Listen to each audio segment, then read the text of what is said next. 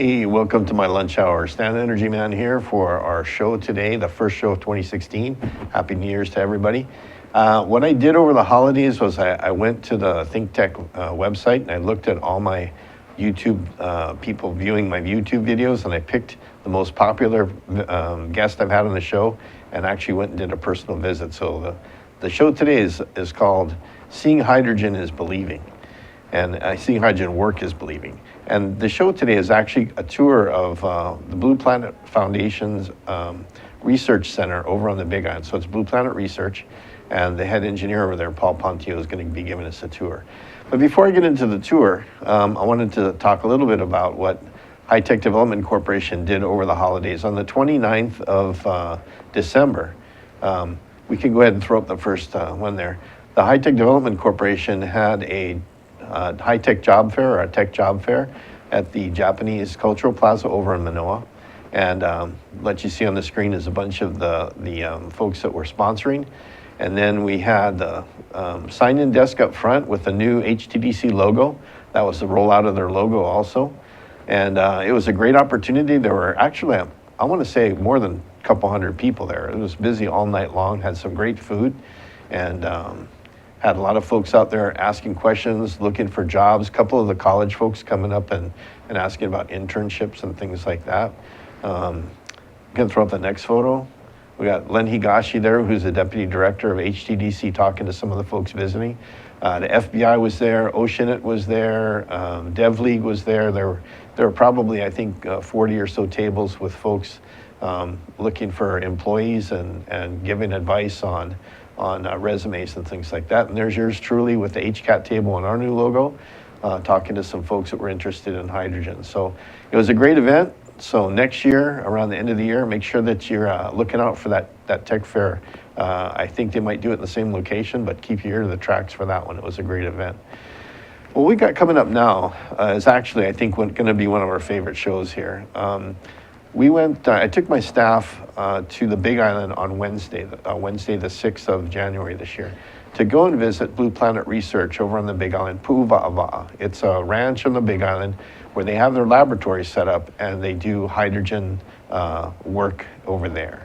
And so if we can put the first of the photos up, what I'm going to do is just talk a little bit about what they have outside, because it was a little windy to get a good sound outside. So I'm just going to talk about the tour and give the first part of the tour myself, and I'm going to turn it over to Paul Pontio to give the indoor tour. This is where we start. It's outside, just outside the ranch headquarters, or the ranch laboratory, and it shows several different photovoltaic systems that are out there that Blue Planet actually spent a lot of time doing data, collecting data off of, to pick the right PV array for their building. And in the background, what you see are some basically propane tanks, but that's not propane in there, that's hydrogen. They use hydrogen for some of their energy storage, and Paul will talk a little bit more about that. The next slide, what you see is they didn't want to just be photovoltaic centric, so they have a Honeywell wind turbine up there. But the environment up at Pu'uwa'awa'a doesn't generate a lot of wind, so they have it there and they take some data off of it, but they don't really put that wind turbine into the mix very much. It's not usually putting out very much electricity. I think it's only a 1 kilowatt a wind turbine anyway, so they don't get much off of that. And the next thing we got up is this is really the workhorse of the laboratory. That's actually the south-facing roof of the laboratory. The whole laboratory building was designed to take advantage of the southern exposure and the sun to get the maximized potential out of this photovoltaic array. So it's a photovoltaic array, 85 kilowatts.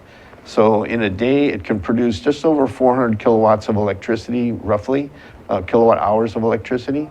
And that would equate to maybe 25 or 30 homes for the average home in Hawaii. So what this photovoltaic array does is pretty much provide all the electricity for all of the buildings on their 32-acre ranch, plus the lab and all the residences that they have around there. And now we have a video. I'm just going to talk over the video because it was a little windy outside. We'll try and roll the video. That's Paul Pontio. You've seen him on the show before. He was out here as one of our guests. And we got Rachel James on the left and Christine are taking video on the right. But Paul's standing in front of what used to be a container for a flow battery. But they decided that they've used two different flow batteries or three different flow batteries, and they haven't really had much success. So they changed that flow battery out and put their electrolyzer in that enclosure. And the electrolyzer uses excess PV from the roof to make hydrogen. So to kind of explain their system, they're off the grid completely. The entire ranch, including residences, offices, and the laboratory itself, is completely off the grid.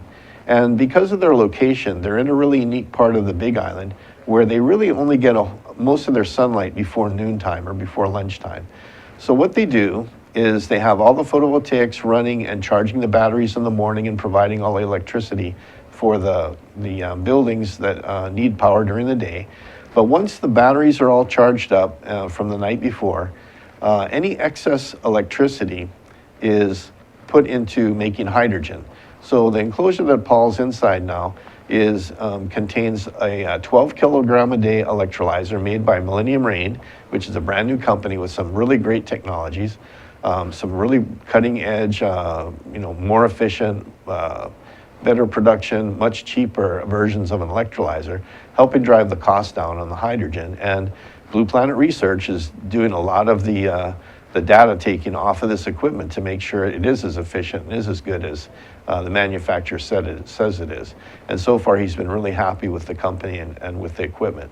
So this little 12 kilogram a day electrolyzer puts out enough hydrogen to fill up the storage tanks outside. And they have, if I'm not mistaken, around a little over 23 or 24 kilograms of hydrogen at low pressure on site, and a little bit of high pressure storage in a unit that I'll show you a little bit later.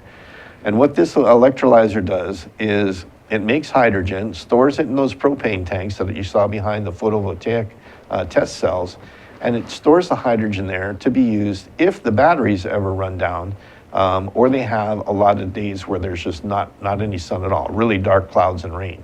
But their photovoltaic array will even make electricity even when it's overcast. So they generally don't require any power at all. They do have a backup diesel generator that can give them power, but the only time they've used it is when they take down a piece of equipment or a battery or something to change out the batteries.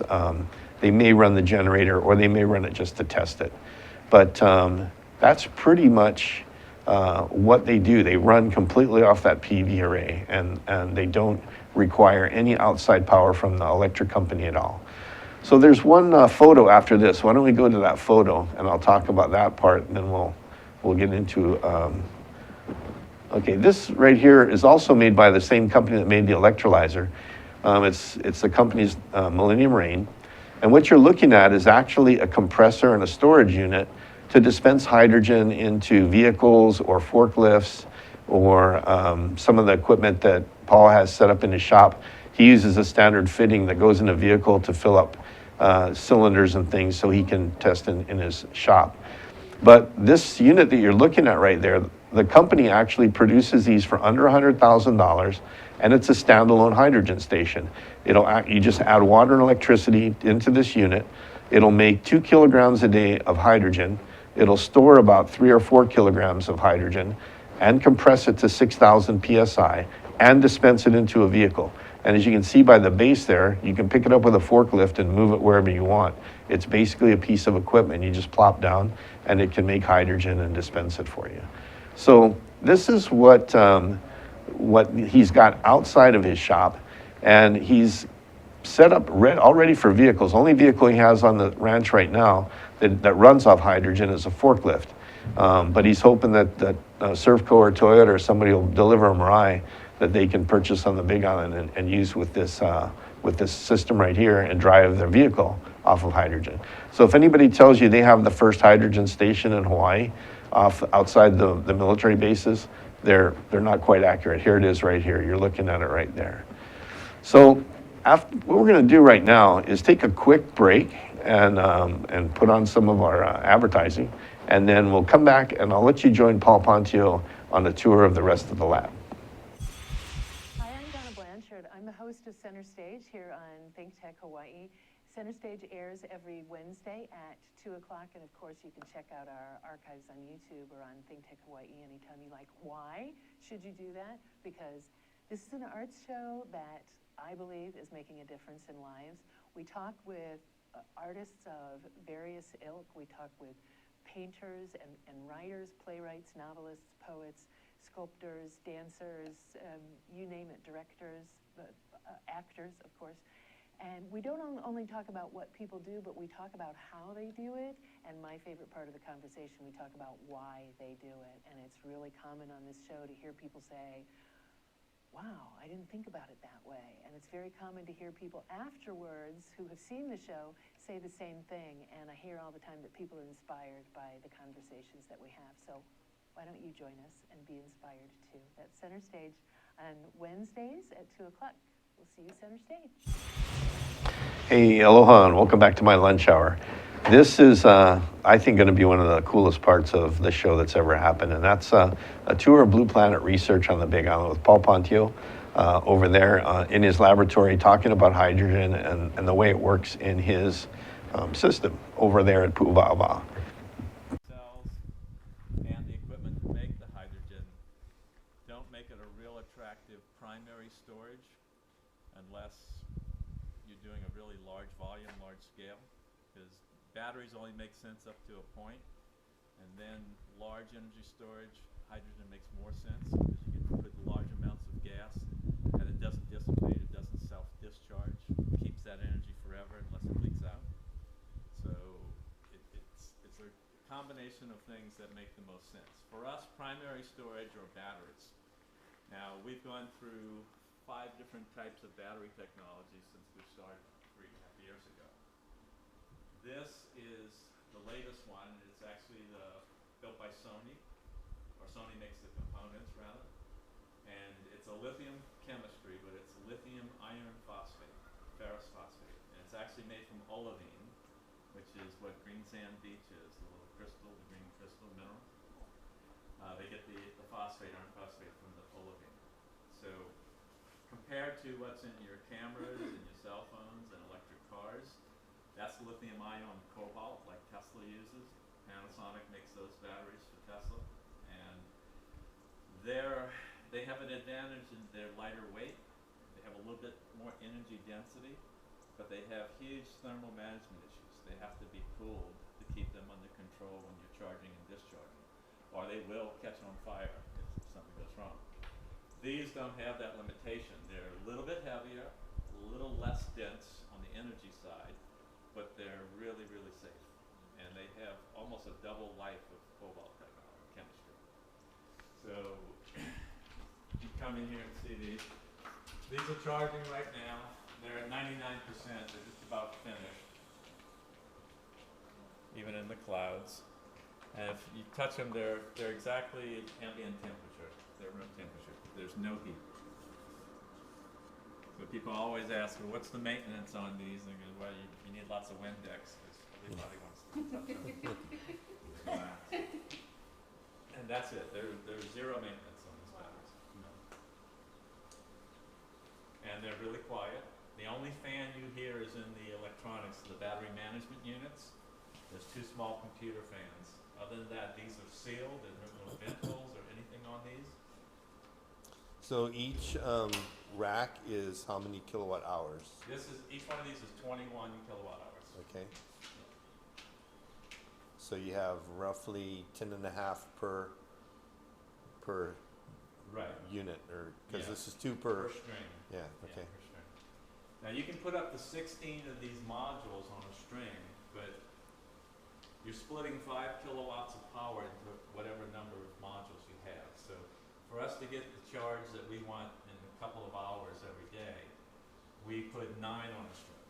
And that gives us a nice mix so that even if it's slightly overcast, in about 4 hours or so, they're fully charged. And in a rainy day, we can usually hit 100% by the end of the day, even when it's kind of light rain. And they're nice looking. We put the blue lights in them.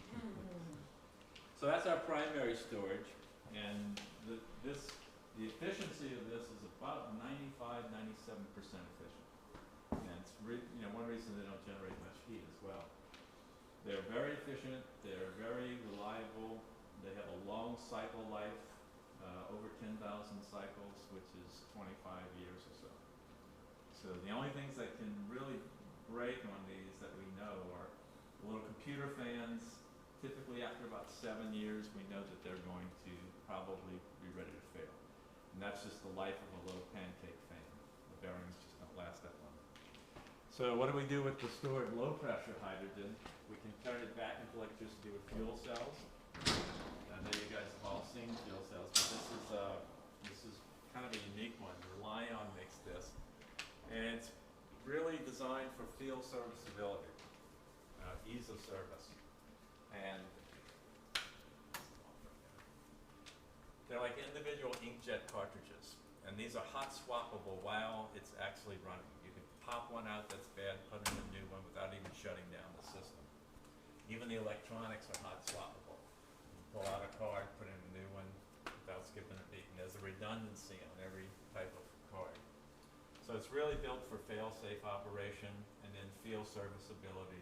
And literally anybody could come out there with a new cartridge, pull it out, pop in a new one, and it's fixed. So this is 2 kilowatts, 2 kilowatts, 2 kilowatts. So 6 and 6, we have 12 kilowatts of DC.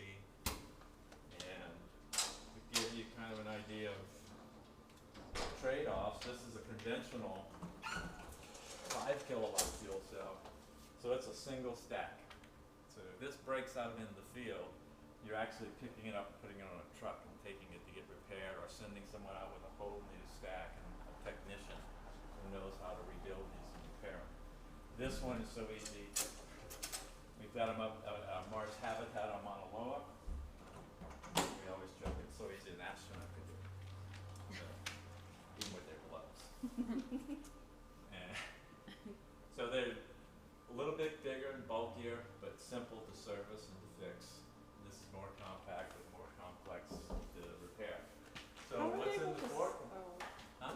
How are they able to slice up the stacks? I know I'm probably not using the appropriate terminology, but this is one solid piece and these are Well, pieces. the way a cell stack works, and I can show you one exposed over here, is that you've got graphite plates. And the graphite plates have a membrane between them, and that makes up what's called an MEA. That's a membrane electrode assembly. That produces typically about 2 volts or 2.5 volts. So depending on the voltage you need and the amount of power, you stack multiples together, you build a stack. And that's how they slice it up. These are each 200 watts each, those blades. So it's kind of like a little miniature cell stack in its own. It's 200 watts up. Your system is how many volts, your DC system? We're on a 48 volt nominal system. So typically it's running at 56 down to 42 volts or so. Okay. The Sony batteries never get below 50 volts. We've never seen them go below 50. Okay. Even at the bottom of their charge. And that's the nice thing about lithium compared to lead acid. Lead acid and flow batteries and Aqueon, as soon as you start loading them up, the voltage starts dropping. So you get this big voltage drop. Lithium tends to be flat until it runs out and it just drops. So if you ever use a cordless drill or anything, a power tool that's got a lithium battery, it goes until it just stops. It doesn't get weaker and weaker and weaker. This is off the cliff. So the fuel cell forklift that we saw out there in Grove, this is what's inside. This is what's inside the Gen drives and the Nuvera drives. This is without the 3,000 pounds of cast iron ballast around it. So in order to match the weight of a lead acid battery pack they put in electric forklifts, they have to add 3,000 pounds of cast iron for ballast. The fuel cell itself only weighs a few hundred pounds with all the components. And it's a carbon fiber wrapped tank. This is a 11 kilowatt stack or 13 kilowatt stack. So you can see how compact this stack is, but it's made up of lots of little membrane electrode assemblies all the way through to get the voltage and to get the, some of them are wired in parallel so that they produce just the 53 volts, but more kilowatts. And then they go into a bank of supercapacitors which act like a battery. Because fuel cells, a lot of people don't understand, fuel cells don't respond instantaneously. They have to spool up. So it takes a few minutes from being full for it to reach peak power. Some take 20 minutes. but the way the forklifts work and where the cars are going to work is they have either a lithium battery in line that acts as that shock absorbent, the buffer, and here they use supercapacitors, which are similar to batteries, but they can deliver huge amounts of current to get a 10,000-pound forklift moving. And then the fuel cell catches up and tops them off and keeps them charged. So, and fuel cells are getting more and more quiet as they get better compressor technology, or they get compressorless fuel cells. They can use ambient air temperature or air pressure, but this should start up in a second.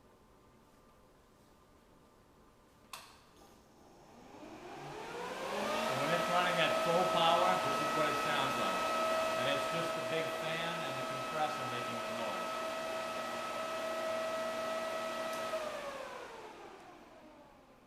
So it can get pretty loud when it's out of its case and it's inside of a building like that. But again, it's just the stack itself makes no sound at all. It's just forcing the air through to make up the difference between the hydrogen and the oxygen in the air. So this one we took apart just to be able to display and show people what the components are. All right, we're going to take a quick break here and come back to Paul in a few seconds, but that gave you a little snapshot of how he stores his energy in hydrogen, turns it back into electricity, and how he uses those super efficient lithium iron phosphate batteries to keep that ranch running. We'll be back in a few.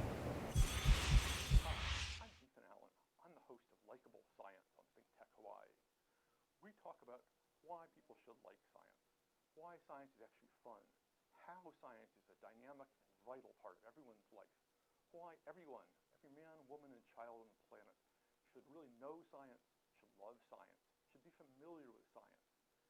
So it's a great show. People come on here and have interesting conversations with us. They tell us why they do what they do, why they love it, why we should love it too. I hope you'll join us every Friday, 1 to 2 p.m.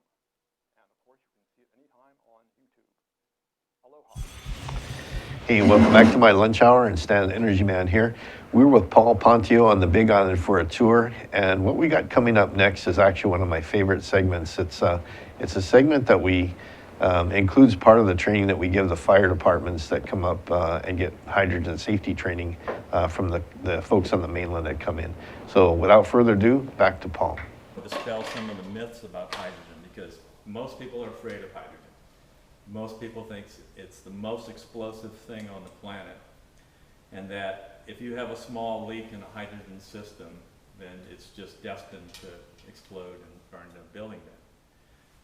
Well, the reality is that since it's the lightest element in the universe, it's 14 times lighter than air.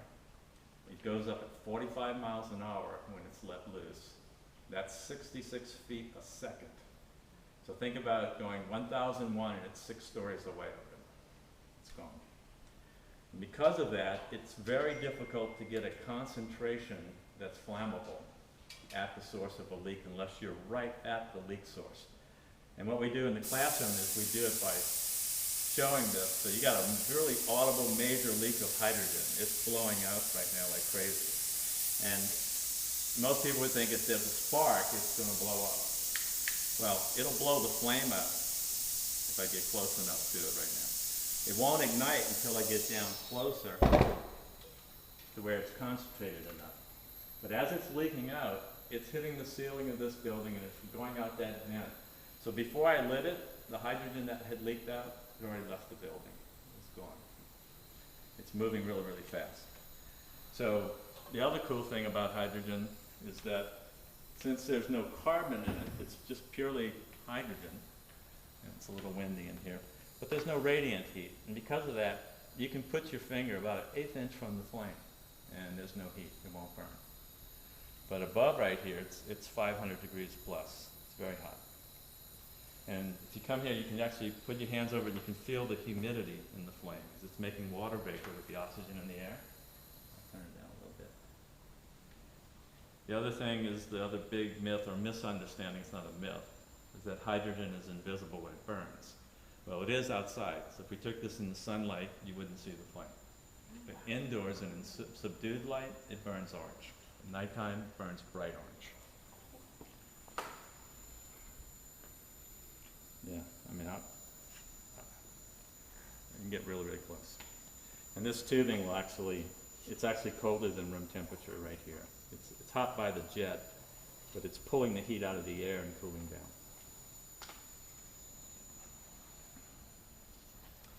And this is a little carbon fiber tank. We used to run this off of a propane tank, which was kind of bulky and a pain.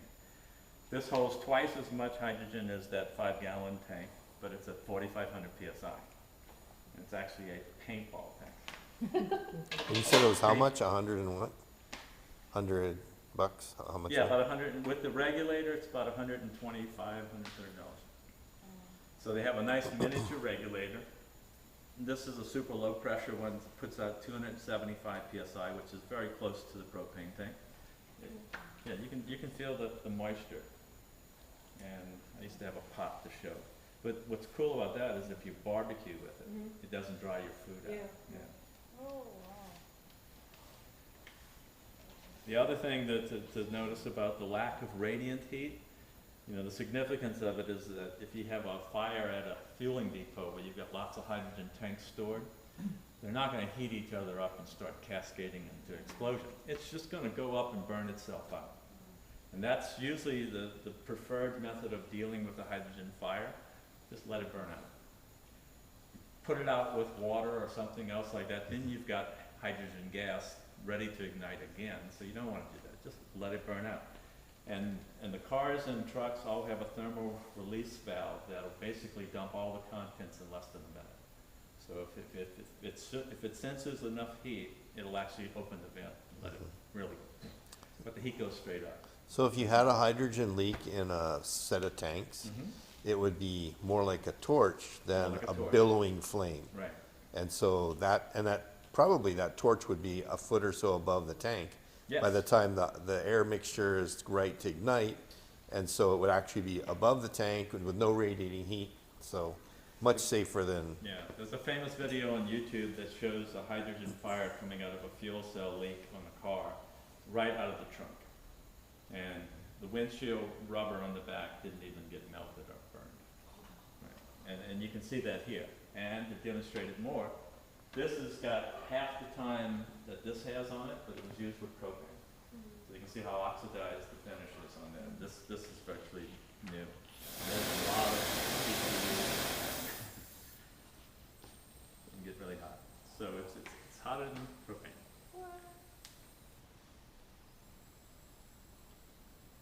And the conversion is simple. You know, it's just a tubing with holes in it. There's no pre-mixture of the air, no jetting involved. And this little tank here will cook for about 1 hour with this burner right here. And it takes about less than 5 seconds to refill it on our filling station. I think that might be one of our ready for market type of things, is a quick little barbecue that goes Yeah, out to. and these Because are look how great. light that is compared to Oh, I heavy know. metal barbecue grill and stuff. Yeah, and dragging down a Yeah. 5-gallon, you know, there's 50 grams of, 25 grams of hydrogen in here, which is no weight at all, it's less than an ounce. The rest of it's just the steel. So this just weighs a few pounds, it's really light, and it goes with the burner. So you could have actually 3 of them, one on each leg, and get 3 hours of cooking. Go to the beach. And you can buy that canister from any paintball, Amazon. But you're saying it burns hotter than propane, so you wouldn't need to cook things as long. Right, that's the other thing too. And plus it also puts the heat right where you want it. So you're not heating up the room unnecessarily, you're just cooking the food. And you don't have carbon monoxide issues if you're cooking inside, or if you're in enclosed, like people in the cold climates that are like using space heaters and Yeah. stuff. Or even people in rural communities who Yeah. are burning wood and Yep. poisoning their families in their huts. So we're actually working on a project we call it the Bhutan stove, because it's originally intended for the people in Bhutan. And the idea is to come up, because they use wood or they use propane. So propane's really expensive. India controls all of their fuel. So it costs a lot for them, and it hits the poor people the hardest. They also have to trek by horseback to the village to go get their tanks filled up and bring them back. Or they scavenge and burn up all their wood resources. Now, this is a huge problem in Haiti and Africa and all them developed nations. People die from wood smoke inhalation. It's something like 500 and something people every hour on the planet are dying from carcinogenic stuff and smoke inhalation. So hydrogen is a good solution for that if we can come up with an economical stove. Now, the idea is to take a small electrolyzer like this one here. This is actually a little electrolyzer stack. It can actually be smaller. And that would run off of one single solar panel out in the sun. That would make hydrogen, and you could use both the oxygen and the hydrogen if you did it on demand and didn't try to store it. Storing HHO, which is what comes out when you mix the gases back together, storing it and pressurizing it is really dangerous. A lot of guys on YouTube have blown up their cars because they didn't know what they were doing. Storing pure hydrogen is really safe because it won't ignite if there's no oxygen in there, no air. So you can compress hydrogen all you want all day long, and it's really, really safe. So the other way is to actually, so you could do it with HHO by combining the two and only having it generate the stuff on demand as you turn the stove on. So you're not storing any big amounts. It'd be a little tube full of hydrogen and oxygen. And you could keep them separated so they only combine right at the point of the burner, and then it's even safer. The other way is to take and just let the oxygen vent, or if you got some fish, aquaponics, you pump it into that. But take the hydrogen and store it into a low-cost system. Now this can actually pressurize this up to about 120 psi. So about half of what it could hold at 250.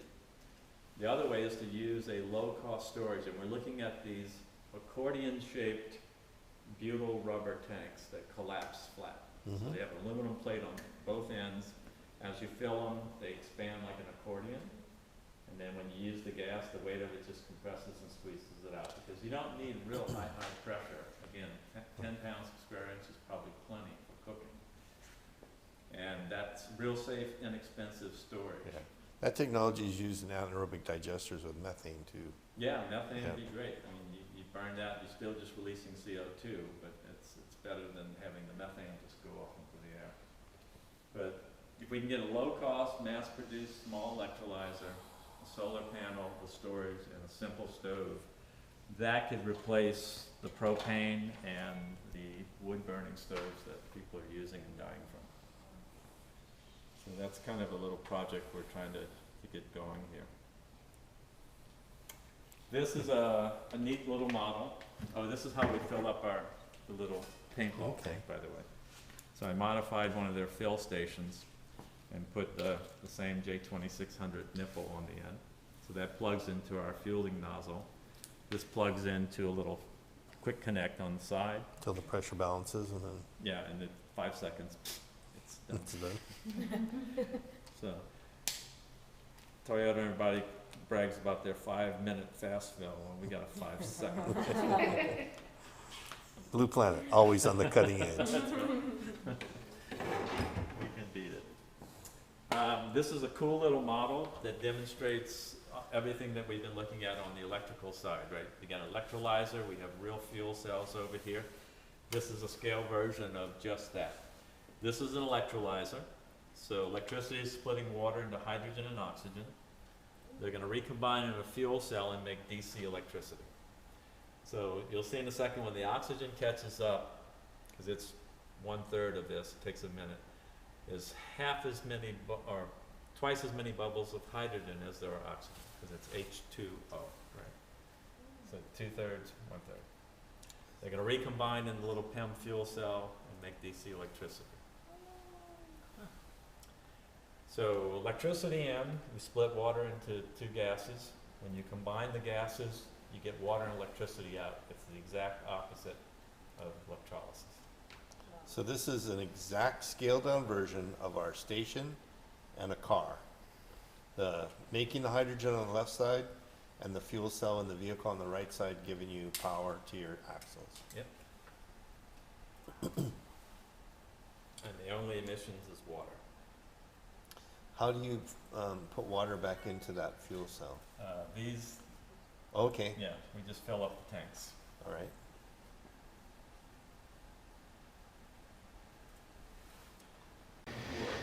All right, so that was a quick look at Paul Pontio's front end of his shop, and we've got a bunch more video we'll use in a later show.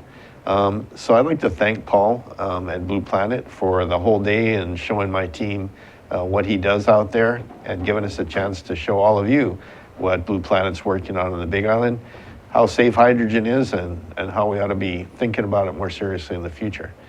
Well, that's it for today, and we'll see you back here next week with Stan the Energy Man. Aloha.